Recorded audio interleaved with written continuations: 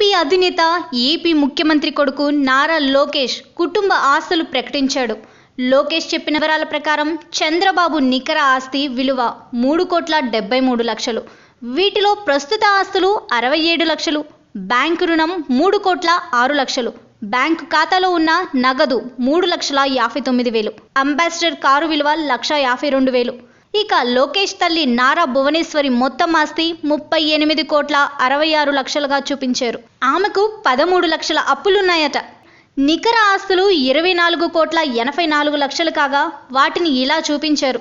పంజాగుట్టలో 73 లక్షల విలువైన స్థలం, మదీనాగూడలో 73 లక్షల విలువైన స్థలం, తమిళనాడు రాష్ట్రంలో 1,86,00,000 స్థలం భువనేశ్వరి నికర ఆస్తుల్లో చూపించారు.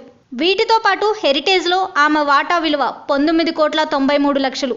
ఇదే కాక వివిధ కంపెనీల్లో 3,29,00,000 విలువైన వాటాలను భువనేశ్వరికి ఉన్నట్లు పేర్కొన్నారు.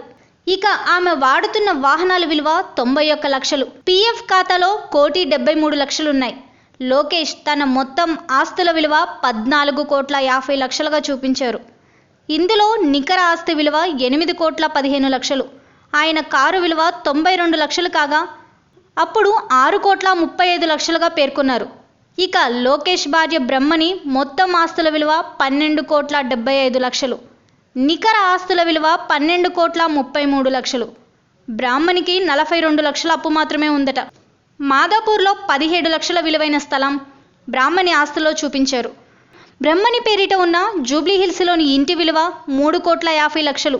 ఇక హెరిటేజ్లో బ్రహ్మణి వాటా విలువ 78 లక్షలు కాగా బంగారు ఆభరణాల విలువ 15 లక్షలుగా పేర్కొన్నారు. ఆమె పీఎఫ్ ఖాతాల్లో 19 లక్షలు ఉన్నాయి. ప్రస్తుతం ఆమె దగ్గర ఉన్న నగదు విలువ 25 లక్షలుగా పేర్కొన్నారు. ఇక చంద్రబాబు మనవడు దేవాంశ్ కూడా అప్పుడే ఆస్తులు కూడగట్టాడు. దేవాంశ్ మొత్తం ఆస్తుల విలువ 11,32,00,000. ఇందులో ఫిక్స్డ్ డిపాజిట్ల రూపంలో 2,04,00,000 ఉండగా దేవాంశ్ పేరిట ఉన్న విలువ 9,17,00,000గా, నగదు విలువ 2,31,000గా ఆస్తుల వివరాల్లో పేర్కొంది నారావారి కుటుంబం. Like and subscribe Eagle Media Works.